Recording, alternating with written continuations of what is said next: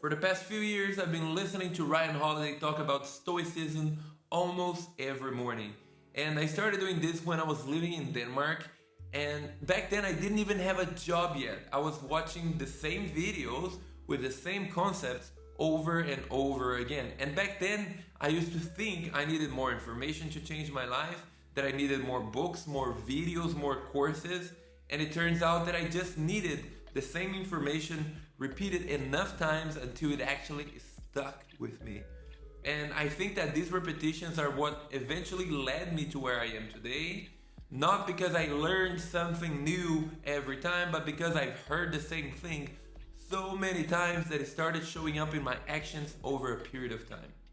So today I'm sharing the 7 Stoic lessons from Ryan Holiday that actually changed how I show up in my life for myself, as a freelancer, as a circus artist, in my relationship, and just how I approach life in general after spending 16 years learning patience the really hard way through concussions, almost breaking my neck, broken ankles, and many tough life crises. And if you've been consuming tons of content but not seeing real change in your life, maybe this video will be helpful for you, or at least show you what's possible when you stop chasing new information and when you actually let something sink in.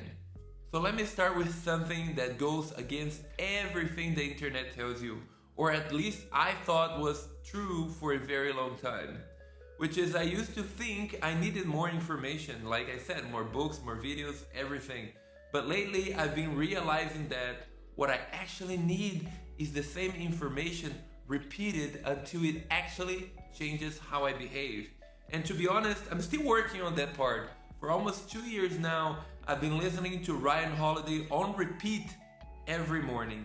Sometimes it's the same video, sometimes it's the same concept, but explained in 5 different ways. And honestly, at first, I kept thinking I was wasting my time. My brain would go, you already know this, why don't you move on to something new already? But then I started noticing something. There's this huge gap between knowing something intellectually and actually having it locked in and changing how you live your life. It reminds me of when I was training the circus. My teachers would give me the same correction hundreds of times. Engage your core, point your toes, breathe. And I'd still be thinking, yeah, I know all that. But knowing it and doing it are completely different things. The same thing kept happening with Stoicism. Ryan Holiday would say something like, you control your reactions, not the events that happen in your life. And I'd, nod along as I got it. Then the next day, some client would push back on my rates, and I'd spend 2 hours spiraling in anxiety and some mild anger, completely forgetting that I actually have a choice in how I respond. And I think that's why repetition works. Not because you're learning something new every time, but because you're catching yourself failing at the thing you already know.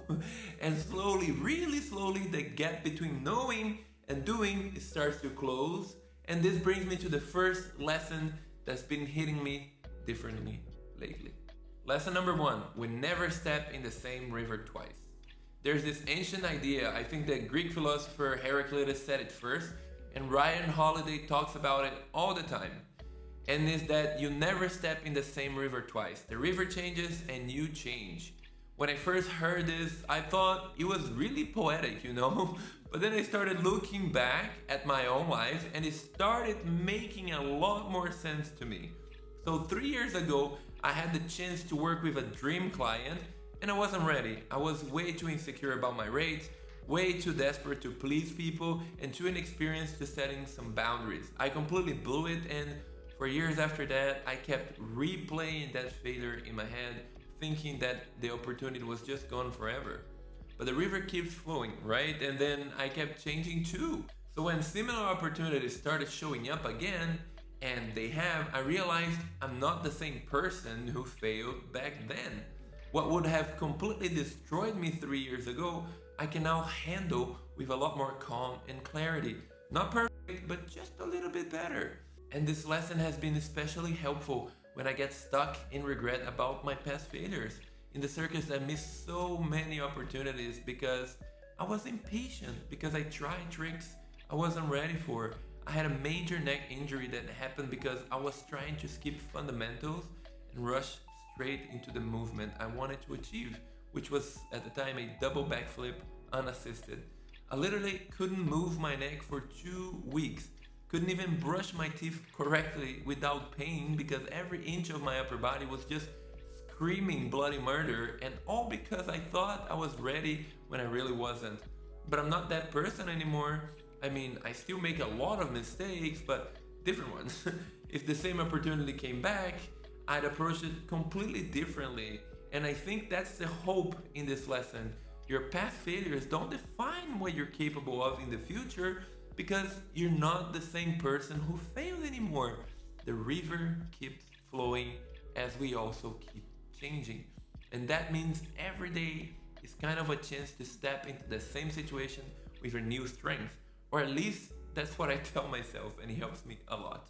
Lesson number 2, you control your reactions, not the events.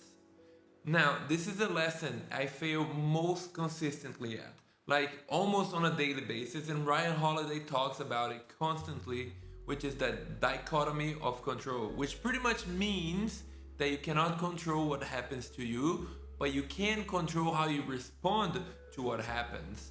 So intellectually that makes complete sense to me, but in practice it's really hard. Someone may send me a passive aggressive email about a project delay, a client may ghost me after a discovery call, or a video gets basically no views, like many here in this channel, or your partner says something to you that just triggers all these old wounds. In those moments, every cell in your body wants to react emotionally, to blame someone, to defend yourself, to spiral into anxiety. And I'm still learning how to deal with these events after hearing this lesson repeatedly over these years, and I still fail at it a lot. Especially when I'm tired or hungry or stressed or haven't slept enough. And I'm not going to sit here and tell you I've mastered emotional control, because I haven't. I still snap at people sometimes over trivial things. When I'm exhausted, I still let my emails run my mood. I still catch myself spiraling over things I cannot control.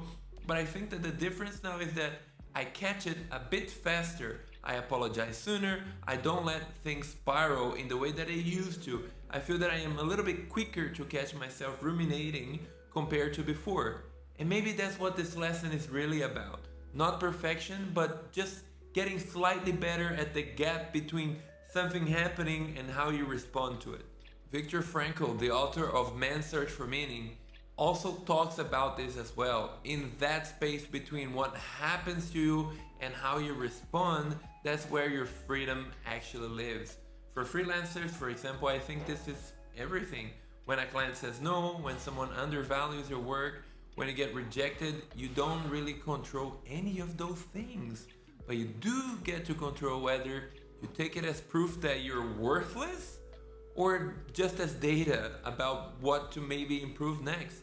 And the more you practice this through repetition, through starting over every morning, I think that's when the gap starts to get a little wider. It's like building a muscle or something. The first time you try to control your reaction, you kind of fail immediately.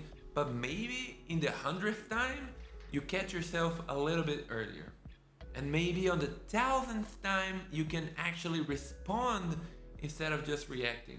This is why I keep listening to Ryan Holiday every morning, because I need to hear this lesson in the morning to remind myself that I still have no control over the events. That's the reminder I need the most. Lesson number 3, we cannot expect the third thing. Ryan Holiday talks about this all the time, and it comes from Stoic philosophy, and also comes from the Bhagavad Gita, which is you're not entitled to the fruits of your labor. You do the work for the work's sake, not for the outcome. And look, I'm not saying here you shouldn't set goals or you shouldn't visualize. I still do that. Goals are important as goalposts and visualization exercise to keep your eyes on the target and improve the quality of your work. But here's what I've learned the hard way. The moment you attach your self-worth to results you fundamentally cannot control, you kinda already lost. You cannot control whether the client says yes. You cannot control if the algorithm decides to show your videos. You cannot control if your proposal beats out of 5 other competitors. You cannot control if your work goes viral or just gets completely ignored. What you can control is showing up consistently, putting in quality attention to your work, improving your craft, sending the outreach, creating the content, having the difficult conversation, and so on. And that's it. That's the only game you're really, actually allowed to play. When I was really desperate for freelance income, I would send a proposal and then just refresh my inbox obsessively. I was attaching my entire emotional state to whether they responded or not. And that's putting your faith into something you literally cannot control. It's exhausting and it makes you weak in negotiations because somehow the client can feel your desperation through the screen. The Stoic approach, or at least what I'm trying to do now, is to send a proposal with my best effort, then let it go. Move to the next thing. The outcome isn't yours to control anyway. This doesn't mean you don't care about the results. I still care about the results. But you focus on the inputs, the showing up, the quality, the consistency, and you kind of trust that over time, over hundreds of repetitions, the outputs will eventually follow. But you don't get to control when or how. And this is going to sound weird, but I've noticed that the less I grasp for something, the more likely it is to actually come true. For creators, I think this is the difference between making content from a place of desperation versus making it from a place of just trying to help or serve or be creative. When you need the views, you need the validation, you need the income, I think people can somehow smell that energy and it actually repels them. But when you show up to do your work, to do your best work, kind of detached from whether it succeeds by some metric you cannot control, that's when your work actually connects with people.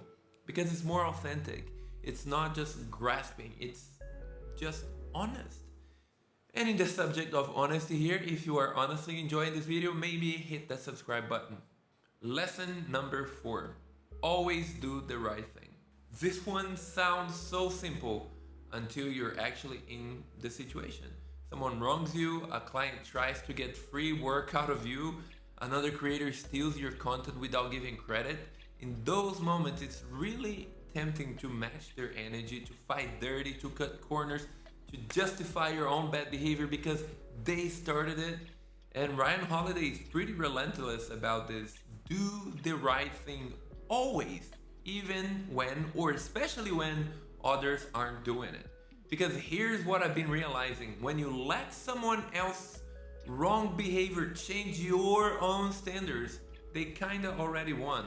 They pulled you down to their level and you have given them control over your character. When I was still in the circus, this showed up differently to me. When someone else got the opportunity I wanted, or teachers decided who actually performed, I would let that bitterness poison me for a whole week instead of continuing to show up with integrity, to keep doing the fundamentals and keep being someone my teachers could actually trust. In freelancing and in work in general, I think this means keeping your contracts clear even when others don't, delivering quality even when the client or your coworker is being difficult, and being honest about timelines even when it might cost you the gig. Refusing to trash talk people when they're doing the same thing to you, not because you're some sort of saint, but because the moment you compromise your own standards, you lose respect for yourself. And I've learned that self-respect is really the only foundation that actually holds when everything else falls apart. This is one of those lessons I need to hear on repeat because the temptation to justify shortcuts is constant. Everyone else just does it this way. Just this once won't matter. They don't deserve my best effort. But I'm trying to remember that every time that I choose the right thing over the easy thing, I'm building character that can maybe weather any storm. And that character, that reputation you have with yourself is the one thing no client, no algorithm, no competitor can ever take from you. Lesson number 5, Memento Mori. Remember you will die. Now this one sounds really heavy and dark when you first hear it, but honestly, it's been one of the most liberating lessons for me. Memento Mori. Remember, you will die. Everything that you're worried about right now, the embarrassing video, the failed pitch, the awkward conversation, the financial stress, the rejection from someone you liked, all of it, it's temporary. You're temporary. I'm temporary. This whole game we're playing of life is temporary. And I don't mean that in some depressing way. I mean it as a radical perspective that's been really helpful. When I spent 16 years training in the circus, I thought I would last forever. I thought my body would just always move the way I needed to. I thought the opportunities would just keep coming. But then injuries started piling up, my body changed, and the circus became something I used to do, not something I do anymore. Nothing lasts. Not your career, not your relationship, not your body, not your life. Because we will eventually die and become part of the earth again. And once you really accept that, not just intellectually, but like actually feel it in your bones, I think two things happen. First, you stop taking things for granted as much. You call the friend, you spend an evening with your partner instead of saying, just one more hour of work. Or you actually notice that sunrise in your morning walk. You appreciate that ordinary Tuesday that doesn't contain anything special except that you're alive to experience it. And second, you stop making a big deal out of everything. That client rejection won't really matter in 50 years from now. Nobody's going to remember that. You know, that embarrassing video or financial setback, nobody cares. Your death is really the only permanent thing. And somehow that makes everything else feels beautifully, terrifyingly small. Ryan Holiday keeps this top of his mind constantly. He has this Memento Mori coin and talks about it in almost every video. And after hearing it repeatedly over time, it's starting to actually change how I show up day to day. I'm less afraid of looking stupid. I'm quicker to apologize when I mess up. I'm more present with people I love because time is the only resource I absolutely cannot get back no matter what. And for people who are stuck in perfectionism, I've definitely been there, but this is your permission slip that you've been needing. That project doesn't need to be perfect, it needs to just start. It needs to exist because in 100 years, we'll all be dust anyway, and the only thing that really mattered is that you tried. This doesn't mean that you should be reckless with your own life. It just means being honest about what actually matters. And it means to stop delaying the call, the apology, the vulnerability, the creative risk, because you're basically betting on a future you might not even have. Lesson 6, the obstacle is the way. This is probably Ryan Holiday's most famous concept. It's like Stoicism 101. The very thing blocking you is actually the path forward. But I think this is where most people get it wrong. They think it means turn every setback into an opportunity in this toxic positivity kind of way. And I don't believe that's it. That's not really what it means, at least not to me. To me, it means the obstacle reveals what actually needs work. Marcus Aurelius surmises the structure of the obstacle is the way when he says objective judgment now at this very moment, unselfish action now at this very moment, willing acceptance now at this very moment. That's all you need. So that is all you need. That is the concept of the obstacle is the way. When I was training in the circus, for example, every single skill I couldn't do was basically showing me exactly where my fundamentals were weak, and I couldn't see it. If I couldn't hold a handstand, maybe my shoulder stability was lacking. If I couldn't nail my landing, my core wasn't engaged enough for something I wasn't paying attention to. Couldn't execute a double backflip safely. My patience and fundamentals weren't there yet, which is why I ended up with concussions, almost breaking my neck, broken ankles, and all of these injuries from just trying to rush to the end very fast. The obstacle wasn't just in my way, the obstacle was the way. It was this diagnostic tool showing me exactly what to fix. In freelancing, I'm seeing the same pattern. If I can't get clients, then maybe my positioning or outreach needs some serious work. If I'm undercharging, maybe my pricing psychology needs some work. The thing you're avoiding, the thing that scares you is not some detour. That's the actual curriculum. That's life's way of saying, Here's what you need to develop next. And this connects back to lesson number 3, which you can't control whether opportunities come to you, but you can control whether you use every obstacle as training for the next opportunity that shows up. I got seriously injured so many times doing tricks I wasn't ready for. Concussions almost broke my neck, which was very serious. And those obstacles taught me patience in a way that no amount of success could ever have. They taught me that skipping fundamentals doesn't actually save time. It costs you years and it can maybe cost my life. So they taught me that. They taught me that impatient isn't really ambition. It's just ego. So when you hit an obstacle in your creative work, a plateau, a rejection, a failure, maybe try asking yourself, what is this actually teaching me? Not why is this happening to me, but more like, what does this reveal about what I need to develop? Because I'm starting to think the obstacle isn't blocking your path, it's your path. It's the gym where you're building the strength you need for whatever comes next. Lesson number 7, win the morning, win the day. Now, I want to be very clear about something because I don't want you to misunderstand this part, okay? I don't believe you need to wake up at 5 a.m. to be successful, because I don't. I don't believe you need some elaborate 17-step morning routine.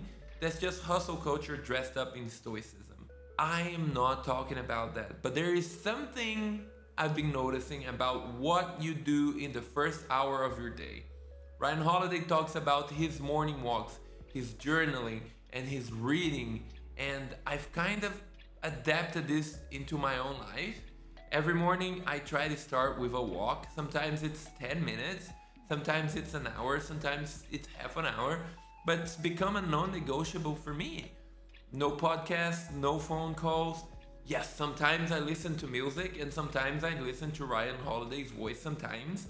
And sometimes it's just silence, just movement and listening to nature around me. And for my brain to actually try to process things. And here's what I've been noticing.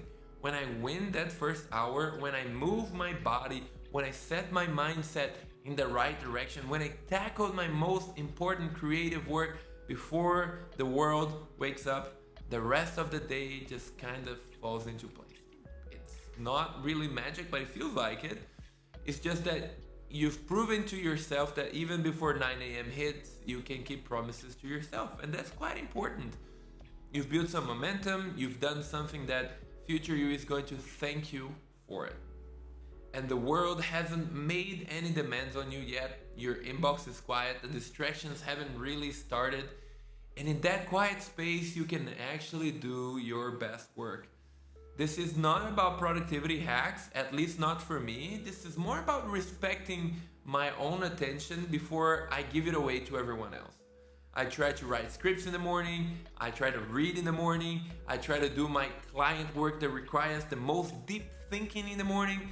Because once the day gets noisy and my brain gets fractured, especially with my ADHD and the challenge of getting focused, once I've checked email and dealt with all the urgent but non-important stuff, my creative capacity is basically zero. And if you are a freelancer or creator, this might be the single highest leverage habit you can build. Protect your morning attention like your career actually depends on it. Because honestly, I've seen that it kind of does. The quality of your morning determines the quality of your day, and the quality of your days determines the quality of your life. It's that simple, and also that hard. So to finish it up, why do I keep listening to the same things over and over again? So here's what I want to leave you with, and I hope this makes some sense to you. You don't need 365 different lessons. You probably need these 7 lessons repeated until actually they start changing your behavior.